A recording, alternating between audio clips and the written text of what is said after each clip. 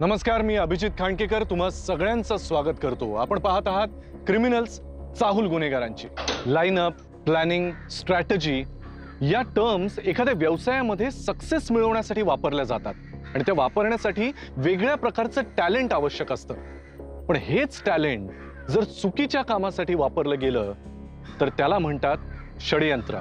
बुद्धिबळाच्या खेळातलं प्यादं एका वेळेला एक घर जरी चालत असलं तरी आपल्यापेक्षा कितीतरी पटीनं ताकदवान सोंगटीला उडवू शकतं आणि तेच प्यादं शत्रूच्या शेवटच्या घरापर्यंत पोहोचलं तर त्याचं रूपांतर वजिरामध्येही होऊ शकतं। इथे सुजितने श्लोकला किडनॅप करून खंडणी मागण्याऐवजी घरच्यांकडून घरातलाच मुख्य सदस्य दीपकला मारण्याची अजब डिमांड ठेवली। दीपकचा खून झाल्यानंतर त्याने श्लोकला सोडलं देखील, पण मग त्याची गर्लफ्रेंड गौरी, तिचा खून कोणी आणि का केला या षडयंत्रामध्ये अजून किती बळी जाणार होते? मी कॉल करून सांगतो। Sir, yes. गाडीमधल्या सुजितच्या फोटोला श्लोकने कन्फर्म केलं, त्याने श्लोकला किडनॅप केलं होतं। सर, विशेष म्हणजे ज्या सुजितने श्लोकला किडनॅप करून दीपकला मारण्याची डिमांड ठेवली होती त्या सुजितला, इनफॅक्ट गौरीला सुद्धा श्लोकच्या घरातलं कोणीच ओळखत नाही। सर, गौरीचं लोकेशन ट्रेस झालंय। काल संध्याकाळी गौरीच्या डेबिट कार्डवरून एका मोबाईल शॉपीमधून 11,000चं ट्रान्झॅक्शन झालंय आणि सर त्या मोबाईल शॉपीचं लोकेशन आहे मुंबई अंधेरी। गुड शिंदे, एक काम करा, त्या मोबाईल शॉपमध्ये तुम्ही स्वतः जा आणि आरोपीला ट्रेस करा। Yes sir. गो।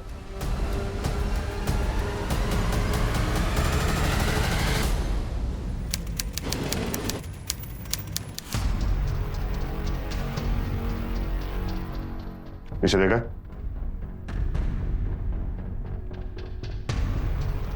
पुलिस, इसे देखा? नहीं साहब। इस लड़की को? हाँ साहब, ये लड़की कल आई थी। इसने एक मोबाइल और एक सिम कार्ड भी लिया वैसे। बिल दिखा। बिल एक मिनट सर।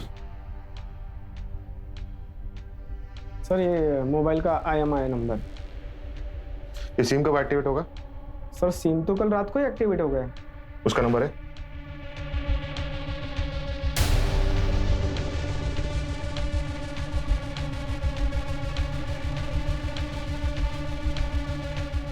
सीसीटीवी चालू है क्या?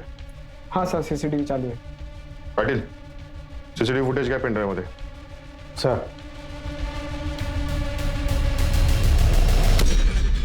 हॅलो, एक नंबर पाठवतोय, लोकेशन ट्रेस कर लवकर।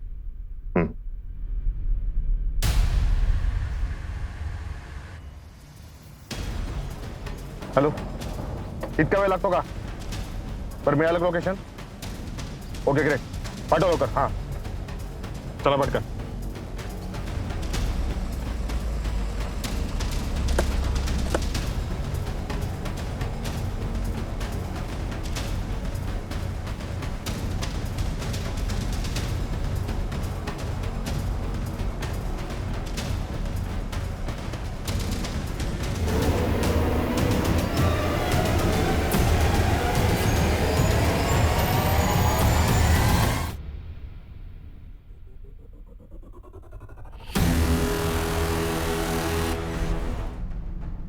सर, इथे सुजीची बॉडी पडली आहे।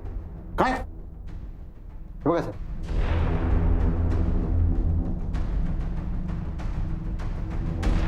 पाटील, डोर ओपन आहे, म्हणजे फोर्सफुली कोणी आतमध्ये आलेलं नाहीये आणि त्याच्या खुणा पण पुढे दिसत नाहीये। म्हणजे याचा अर्थ आतमध्ये जो कोणी आला होता तो या दोघांच्या ओळखीचा होता। तुम्ही एक काम करा, इकडच्या लोकल पोलीस टीमला कळवा आणि पंचनामा पूर्ण करून घ्या। सर,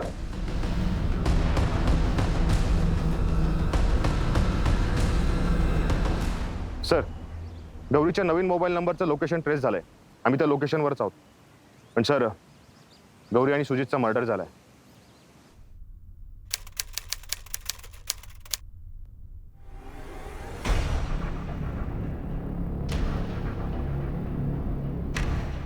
सर, दीपकच्या गाडीत, दीपकच्या सामानावर, इनफॅक्ट ज्या कोयत्याने दीपकचा खून झाला त्याच्यावर सुद्धा कोणाचेच फिंगरप्रिंट्स मिळाले नाहीत। आणि ज्या वेळेला दीपकचा खून झाला त्यावेळेला संगीता आणि कल्याणी या दोघेही घरी होत्या। मग राहिले मंगेश, प्रणव आणि नाना। एक काम करा, या नानाला बोल. Okay sir.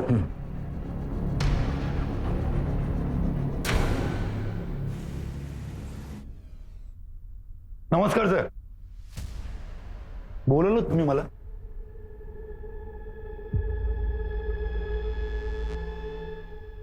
नाना, सरकारी कर्मचारी होतात तुम्ही. सरकारी कामात अडथळा आणणे हा गुन्हा आहे, हे माहित नाही तुम्हाला? पण मी काय केलं सर? श्लोकच्या किडनॅपिंगची बातमी लपवून ठेवली तुम्ही. किती महिन्याची शिक्षा होऊ शकते, कल्पना आहे का? नाही, ते माझं चुकलं. पण मी फक्त मदत करायला गेलो होतो साहेब. ओ, श्लोकच्या किडनॅपिंगची बातमी लपवून तुम्ही गुन्हेगारालाच मदत करत होतात. श्लोकच्या किडनॅपिंग आणि दीपकचं मर्डर केस यामध्ये तुमचा तर हात नाही ना? हो नाही हो साहेब. कसं आहे माहिती आहे का, दीपक हा माझा 3-4 वर्षापासूनचा मित्र. म्हणजे आमची कमी वेळातच चांगली मैत्री झाली. आम्ही एकमेकांच्या कामात सुद्धा मदत करत होतो. आता मित्र या नात्याने मी त्याची मदत करत होतो. आणि त्या श्लोकच्या प्रकरणात काही मधला मार्ग निघतोय का त्याचा प्रयत्न करत होतो. नाना, तुमचा मधला मार्ग आम्हाला चांगला माहिती. मागे सुद्धा एका सरकारी कामामध्ये असाच मधला मार्ग काढायला गेलात आणि रंगे हात पकडला गेला होता. नोकरी सुद्धा गेली होती तुमची. पण साहेब ते नाना, या केसची फाईल जोपर्यंत बंद होत नाही ना, तोपर्यंत शहर सोडून जायचं नाही. या आता. देतो सर. नायकोडी, याचे कॉल डिटेल्स पण काढा, बघा काय माहिती मिळते का. Okay sir.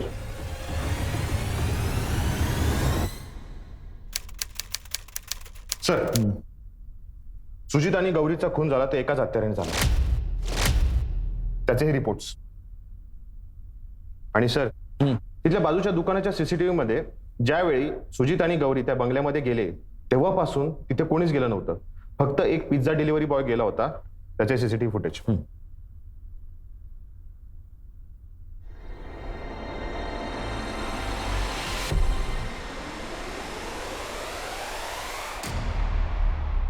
याचा अर्थ यांच्याकडे बंगल्याची चावी होती. हा बंगला कुणाच्या नावावर आहे? सर, त्याचे डिटेल्स येतीलच इतक्यात. आणि सर, हा पिझ्झा डिलिव्हरी बॉय आतमध्ये गेला, त्याच्यानंतर तो 7 मिनिटांनंतर बाहेर आला.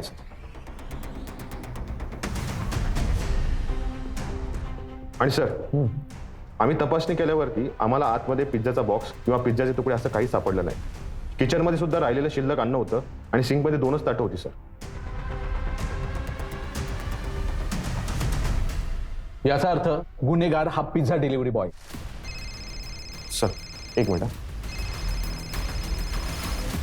हॅलो. ओके ओके सर, एक शॉकिंग न्यूज आहे. सुजित आणि गौरीचा ज्या घरात मर्डर झाला ते घर दीपकच्याच नावावर आहे. काय? दीपकच्या नावावर? मला एक कळत नाही. किडनॅपर श्लोकचं किडनॅप करतो आणि दीपकला मारण्यासाठी डिमांड ठेवतो. दीपकचा मर्डर झाल्यावर तो श्लोकला सोडून देतो. त्याच दीपकच्या घरात हा किडनॅपर लपून बसतो आणि दीपकच्याच घरात त्याचा पण खून होतो. सर, मला तर वाटतं या घरातल्यांपैकीच कोणीतरी गुन्हेगार आहे. त्यांनी सुजित थ्रू श्लोकला किडनॅप केलं आणि दीपकला मारण्याची डिमांड ठेवली. पण प्रश्न हा आहे की सुजितला आणि गौरीला का मारलं? मे बी पुरावे नष्ट करण्यासाठी. एक काम करा नायकोडी, त्या गौरी आणि सुजितचे कॉल रेकॉर्ड्स पुन्हा एकदा चेक करा. तिथेच काहीतरी लीड मिळेल. आणि तो दीपक, त्याच्या घरच्यांच्या सगळ्यांचे बॅकग्राऊंड चेक करा, त्यांचे पण कॉल डिटेल्स काढा. नक्की काहीतरी माहिती मिळेल. Yes sir. पाटील, गाडी काढा. सर,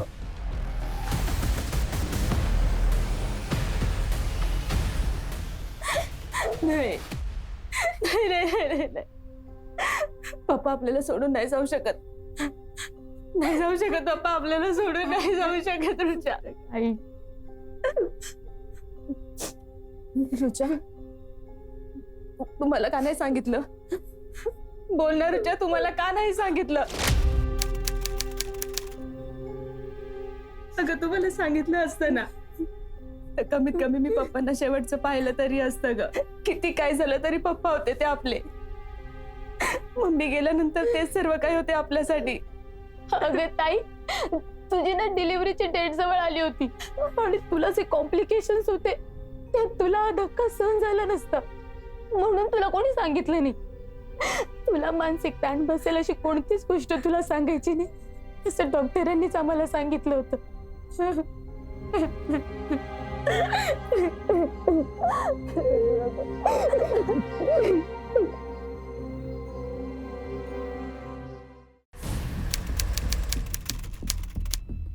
सर, गौरी पळून जाण्या अगोदर गौरी सुजित व्यतिरिक्त कोणाच्या संपर्कात नव्हती.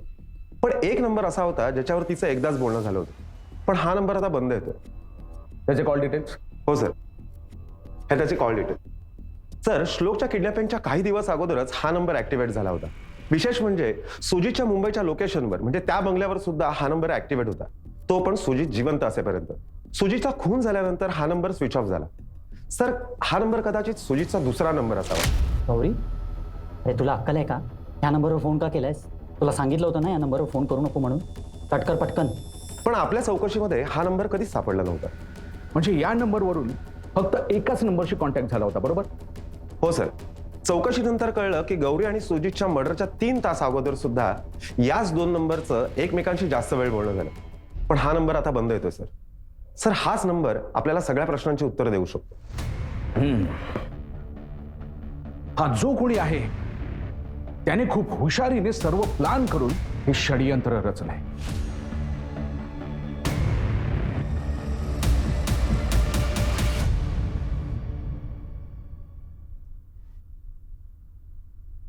हे बघा, तपास चालू आहे. लवकरच काहीतरी कळेल. आणि या कोण? तर ही दीपक दादाची मोठी मुलगी प्रेरणा. या आधी पाहिलं नाही यांना? कारण सर ती आजच आली आहे. तिची तब्येत बरी नव्हती म्हणून तिला या बाबतीत काही सांगितलं नव्हतं. बरं, श्लोकचा किडनॅपर सुजित आणि त्याची मैत्रीण गौरी या दोघांचा मुंबईमध्ये खून झालाय. आणि ज्या फ्लॅटमध्ये खून झालाय तो फ्लॅट दीपकच्या मालकीचा आहे. हो, कसं शक्य आहे? का का शक्य नाही? कारण सर आमच्यापैकी कोणाचीही कुठलीही प्रॉपर्टी मुंबईत असती तर ते घरात सर्वांना माहिती असतं. काय? बरं, दीपकचा फोन 2 दिवस बंद का होता? कुठे गेला होता तो? माहिती नाही सर.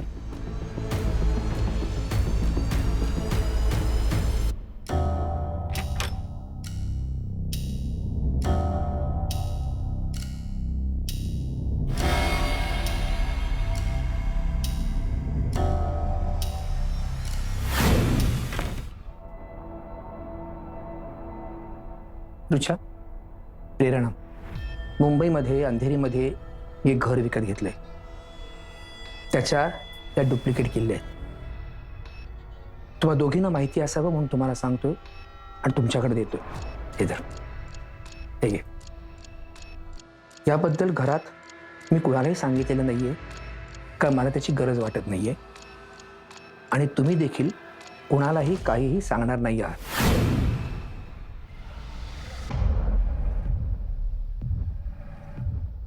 कोण असेल याच्या मागे? त्या गौरी आणि सुजलला मुंबईच्या घराची चावी कोणी दिली? पप्पांनी दिली की ताईने? नाही, ताई नाही.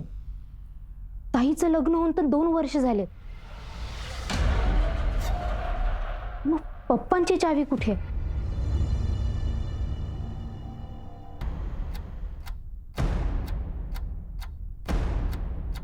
काका, पप्पांनी तुम्हाला कधी मुंबईच्या घराबद्दल सांगितलं होतं का? नाही, दादानी कुठलीच गोष्ट मला कधी विचारून किंवा सांगून केली नाही.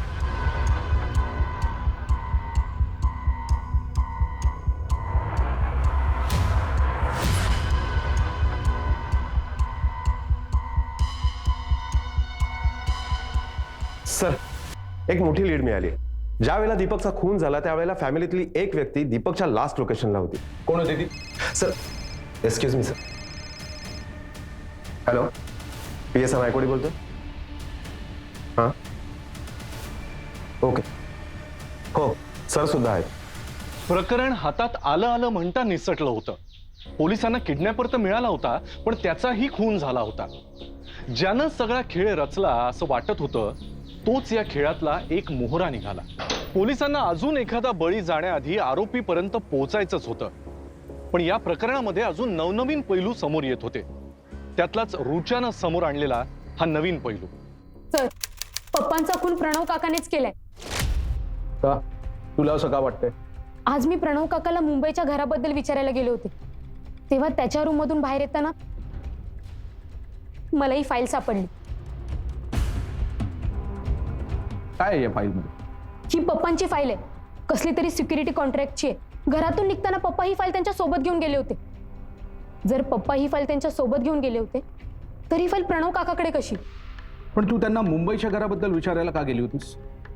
सर, मुंबईच्या घराची एक चावी जी पप्पांची होती ती मिसिंग आहे. याचा अर्थ दीपकचं मुंबईला घर आहे ही गोष्ट तुला माहिती होती.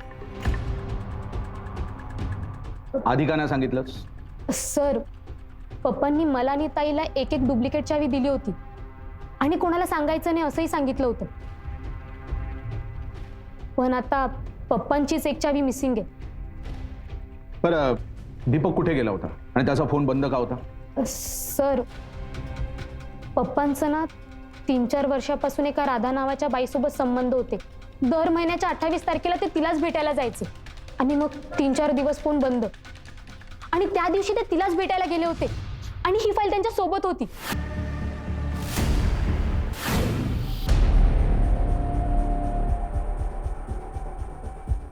जर दीपक 3-4 वर्ष सतत त्या राधाकडे जातोय तर त्या दिवशी नेमकं असं काय घडलं? तो लवकर परत आ. बोल, दीपकचा खून का केलास? नाही साहेब, मी नाही दीपकचा खून केला. प्रणाव, दीपकचा खून ज्या लोकेशनला झाला तुझ्या मोबाईलचं लोकेशन तेच होतं. कसं काय करत होतास तिथे? आता बोल. सांगतो साहेब, सगळं काही सांगतो साहेब. बोल. त्या दिवशी मी प्रणव, तू इथं काय करतोस? मी तुलाच भेटायला येत होतो. मी तुला 1000 वेळा सांगितलं होतं की इथे कुणीही आलेलं मला आवडत नाही, तरी तू हिंमत केलीस. हे बघ, तू तुझ्या पर्सनल आयुष्यात काय करतोस याच्याशी मला काही एक घेणं देणं नाहीये.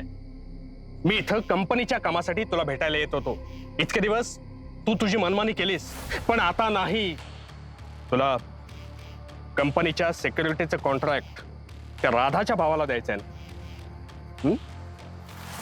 पण लक्षात ठेव, मी हे होऊ देणार नाही.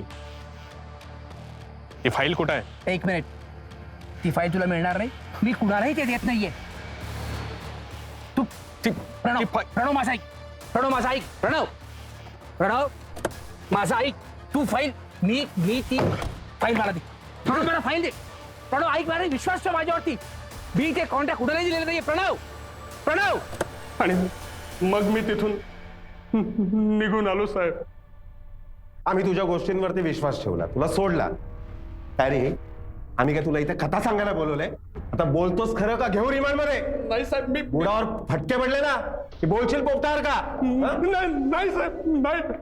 मी जे काही सांगितलं ते सगळं खरं होतं साहेब, सगळं खरं होतं. अहो साहेब, आमच्यात वाद होते, पण एखाद्याचा खून करावा इतके काही वाद नव्हते साहेब, इतके वाद नव्हते. हे खरं होतं तर आधी का नाही बोललास? बोल. कारण साहेब, मी जिथं दादाला शेवटचं भेटलो होतो तिथंच त्याचा खून झाला होता साहेब. साहेब, मी खूप घाबरलो होतो साहेब, खूप घाबरलो होतो. सगळा संशय माझ्यावर येणार म्हणून मी काही बोललो नाही साहेब, म्हणून मी गप्प बसलो साहेब.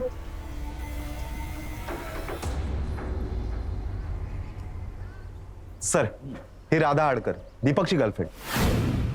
ही राधा आडकर आणि नाना हे दोघं देखील एकमेकांच्या रेग्युलर टच मध्ये होते.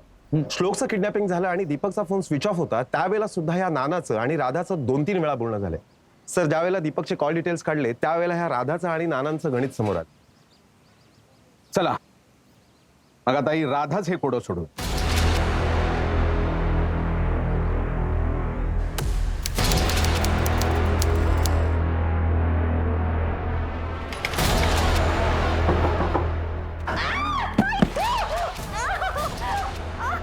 नाही कोणी, तुम्ही दोघे मागून जा.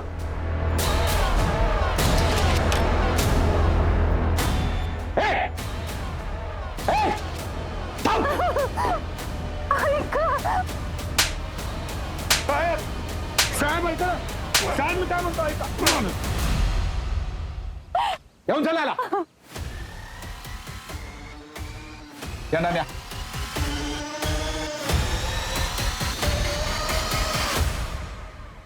साहेब राधाला मी आधीपासूनच ओळखत होतो.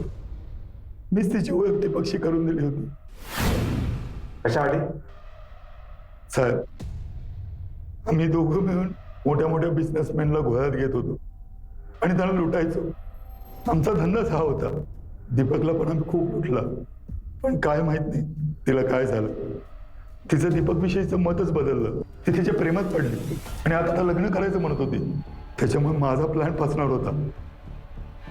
म्हणून साहेब मी तिला ब्लॅकमेल करत होतो की मला 15 लाख रुपये दे आणि ही डील कॅन्सल कर. एकदा सांगितलं ना तुला 15 लाख रुपये, 15 लाख दे आणि डील कॅन्सल कर. आणि तिने पैसे दिले नाहीत म्हणून तिला मारण्याचा प्लॅन केला. नाही सर, तिने मला धमकी दिली होती की सांगितलेलं काम नीट केलं असतं तर आज हा दिवस बघायची वेळ नसती आली. सोन्याचं अंड देणारी कोंबडी होती ती आणि तू कापायला निघालीस ना म्हणून हे असं झालंय. नाना, माझ्या संसाराचं स्वप्न तू धुळीला मिळवलंस. त्या दिवशी तू फोन केला नसता आणि आपलं बोलणं दीपकने ऐकलं नसतं तर हे सगळं झालंच नसतं. आता मी बघते तू कसा सुखाने जगतोस ते. मी पोलिसांना तू केलेल्या सगळ्या फ्रॉड बद्दल सांगेन आणि दीपकला मारलं हेही सांगेन. मग बस जेलची हवा खात. जोपर्यंत ही केस सॉल्व्ह होत नाही तोपर्यंत सडू द्यायला येते. साहेब साहेब काय रे नाना, लोकेशन ट्रेस करायला सांगतो मला? हा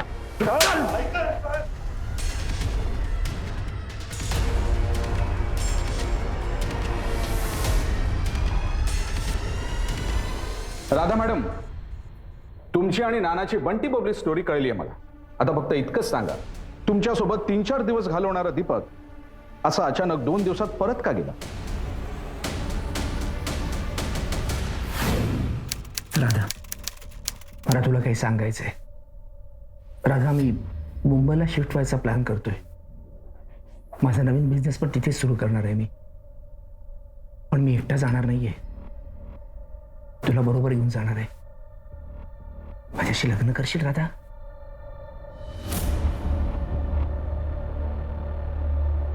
दीपक, मला तुला काहीतरी सांगायचंय.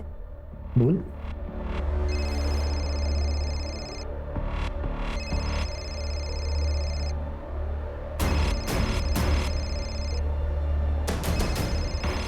एक मिनिट.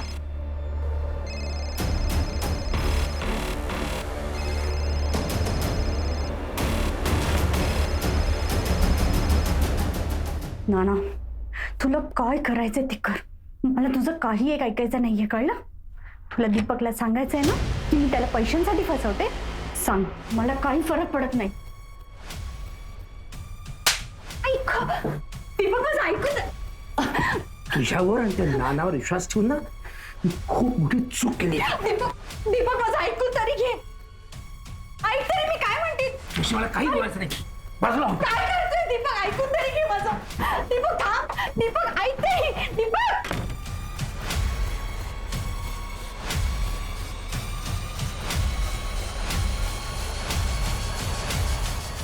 मॅडम, तुमच्याकडून निघाल्यावरच दीपकचा खून झाला. काय वाटतं तुम्हाला, कोणी केला असेल खून? मला खरंच माहित नाहीये सर.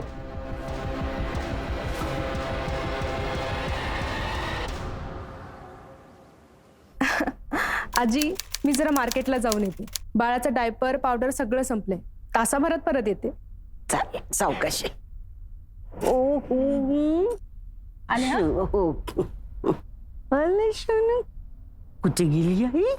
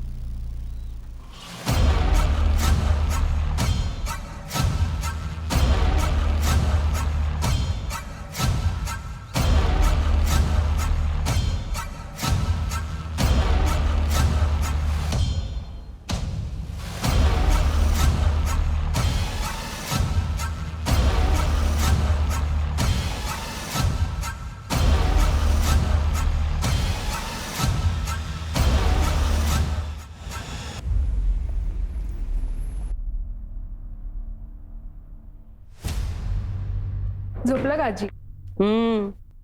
काय ग, सामान आणायला गेली होतीस ना? कुठे पावडर डायपर? आजी ते काय ना, ज्या ब्रँडचं मला हवं होतं ना, तो ब्रँड तिथे अवेलेबलच नव्हता, म्हणून विचार केला की उद्या आणेन.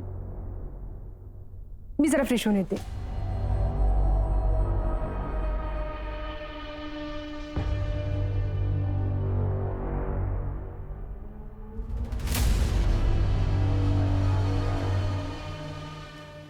सर, जेव्हा दीपकच्या बाबतीत आजूबाजूला चौकशी केली तेव्हा कळलं की दीपकचं फारसं कोणाशी पटत नव्हतं. इनफॅक्ट त्याच्या मुलीबरोबर पण त्याचं बिनसलं होतं. कोण? ऋचा? नाही सर, प्रेरणा. ज्यावेळी प्रेरणाचं लग्न झालं त्यावेळेला पाठवणीच्या वेळी सुद्धा प्रेरणा दीपकशी बोलली नव्हती.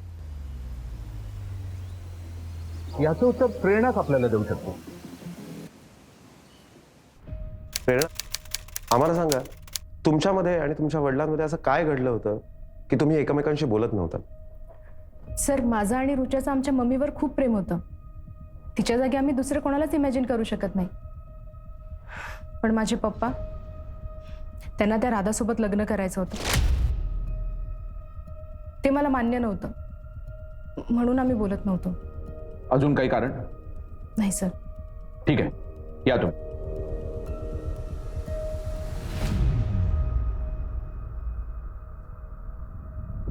असं असेल तर रुचाने पण दीपकशी बोलणं सोडलं पाहिजे. हे प्रकरण वाटतं तितकं सोपं नाही. नाही कोणी हिची पण हिस्ट्री काढावी. Okay sir.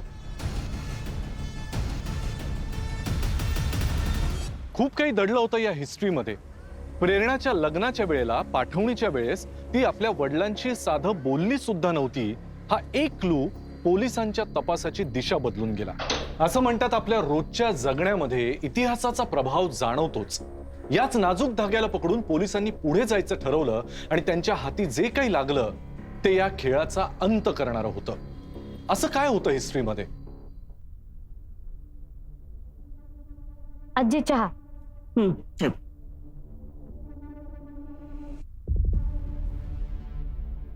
आजी, ही चावी तुझ्याकडे कशी? अगं, दीपकनेच दिली होती माझ्याकडे ठेवायला. मुंबईच्या घराची पप्पांची चावी आजीकडे, माझी माझ्याकडे. मग ताईची चावी? काय बोलले पोलीस? विचारत होते की तुम्ही पप्पांशी का नव्हते बोलत. मग तू काय सांगितलंस? मी त्यांना सांगितलं की पप्पांना राधाशी लग्न करायचं होतं आणि ते आम्हाला मान्य नव्हतं. तू खोटं का सांगितलंस? तुला चांगलंच माहितीये तू पप्पांसोबत का बोलत नव्हतीस ते.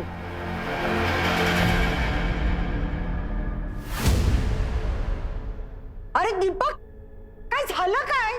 आई, तू एक अक्षरही बोलू नकोस.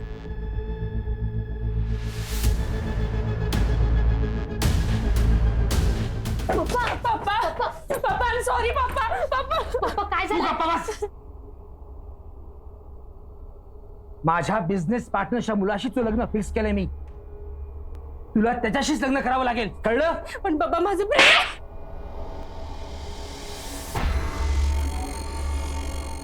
ही गोष्ट या खोलीच्या बाहेर जाता कामा नये, कळलं?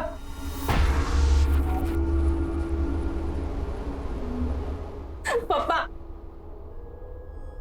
मी आयुष्यात तुमच्याशी कधी बोलणार नाही. पार तुम्ही मेले तरीही.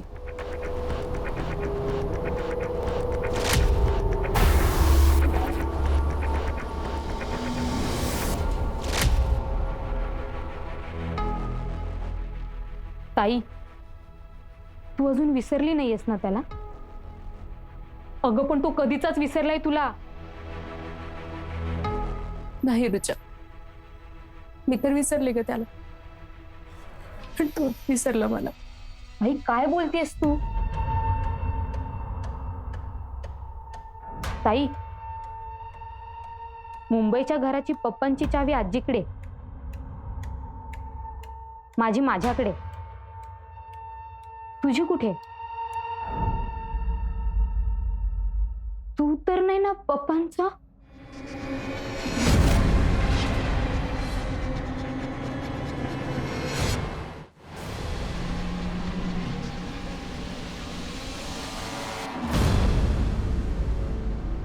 हॅलो. बरं ठीक आहे, तुम्ही त्याचा ऍड्रेस काढून ठेवा, आम्ही पोहोचतोच.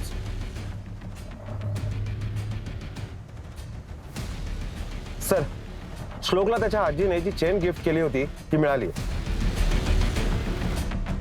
बहुतेक आपण त्या गुन्हेगारापर्यंत पोहोचलोय. Good, very good Naikodi. ताबडतोब पकडा त्याला. Okay sir.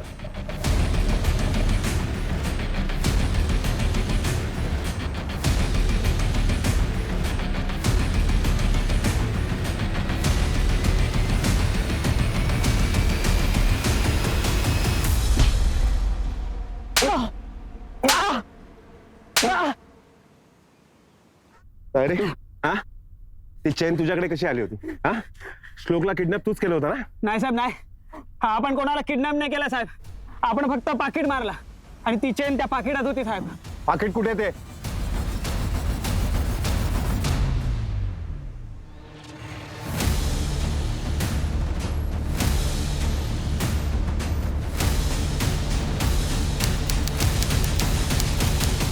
चला, आता सगळं काही सांग. सर, मी सांगते पप्पांना कोणी मारलं.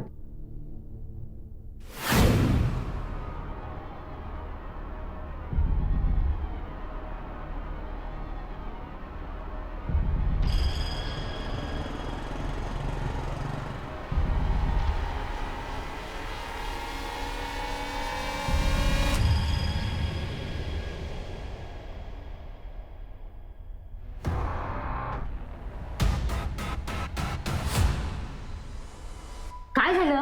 ऐक ना, पप्पांनी जर तुला विचारलं ना की मी कुठे, तर त्यांना सांग की मी सीमाच्या घरी अभ्यासाला गेले. आज रात्री तिथेच अभ्यास करणार आहे, उद्या येईल परत. तू खोटं बोलतेस.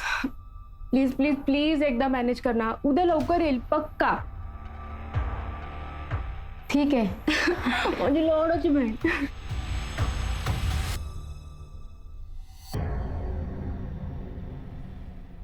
ऋषभ, प्रेरणा आली नाही का अजून? ती सीमाकडे गेली, उद्या येईल. तिची परीक्षा जवळ आली आहे ना. ठीक आहे, मी मुंबईला चाललोय, माझी महत्वाची मीटिंग आहे. उद्या परत येईन. काळजी घे. आणि नंतर पप्पा घरी आले ते ताईला घेऊनच, आणि नंतर त्यांनी तिचं लग्न ठरवलं. सर, त्या दिवशी मी मुंबईच्या घरी होते माझ्या बॉयफ्रेंड सोबत. पप्पांनी आम्हाला एकत्र पकडलं आणि ते मला घेऊन घरी आले, पण घराची चावी ती माझ्या बॉयफ्रेंडकडेच राहिली. तसं तर आम्ही गुन्हेगाराला शोधलंच आहे, पण तुमच्या तोंडून नाव ऐकायचं. बोला. जगदीश.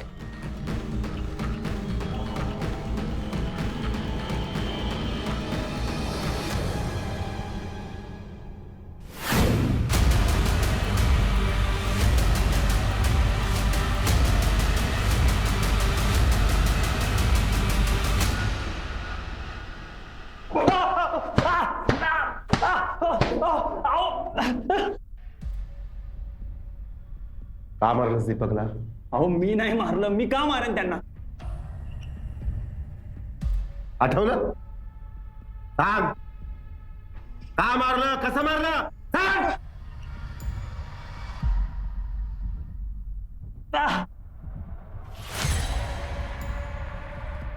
सगळं काही प्लॅनिंग प्रमाणे चाललं होतं. या सुजितने चोरलेल्या चैनने घोळ केला, नाहीतर मी तुमच्या हाती कधीच लागलो नसतो.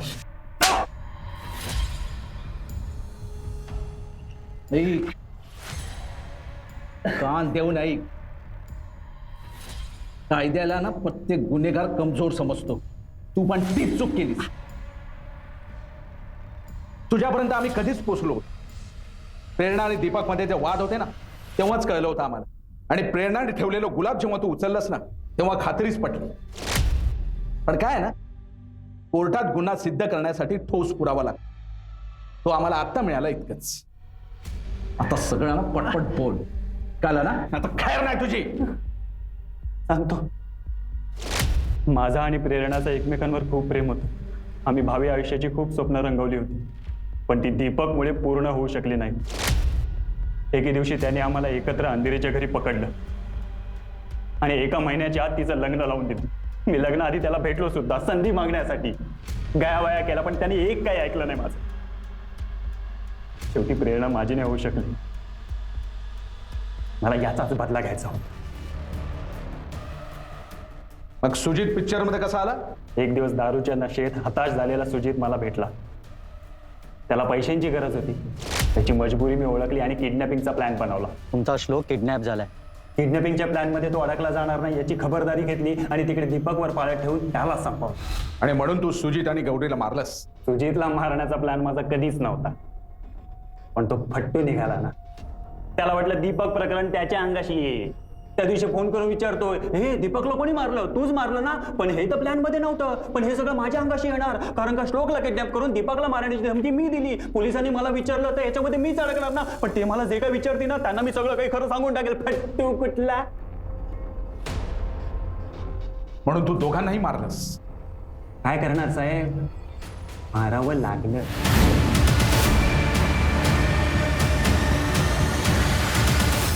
वेळीच योग्य पावलं उचलली असती तर आज सुजित, गौरी आणि दीपक आपल्याला जिवंत मिळाले असते. सुजितनं जे केलं ते स्वार्थापोटी केलं आणि त्याचा स्वार्थ होता गौरी बरोबर संसार थाटण्याचा. त्याला त्याचं आयुष्य सुखी करायचं होतं. आणि जगदीशने जे काही केलं ते ईर्ष्या आणि द्वेष या भावनेतून केलं. जगदीश कदाचित प्रेरणासाठी योग्यही ठरला असता, पण दीपकनं त्याला एक संधी द्यायला हवी होती का? आणि संधी नाही मिळाली तर आपलं आयुष्य तिथेच थांबतं का? जगदीशने उचललेलं पाऊल योग्य होतं का? या सगळ्याचा आपण जर माणूस म्हणून विचार केला तर आपल्या मनात कोणाही बद्दल द्वेष निर्माण होणार नाही आणि पर्यायानं कोणाचाही जीव जाणार नाही. अशा परिस्थितीमध्ये संयम राखणं हाच एकमेव रामबाण उपाय ठरू शकतो. मी अभिजित खांडकेकर आता तुमची रजा घेतो. पुन्हा भेटूया पुढच्या भागामध्ये एका नवीन केससह. तोपर्यंत तुमची आणि तुमच्या कुटुंबियांची काळजी घ्या. घराबाहेर पडताना मास्क आणि सॅनिटायझरचा वापर नक्की करा. पुन्हा भेटूया. जय हिंद, जय महाराष्ट्र.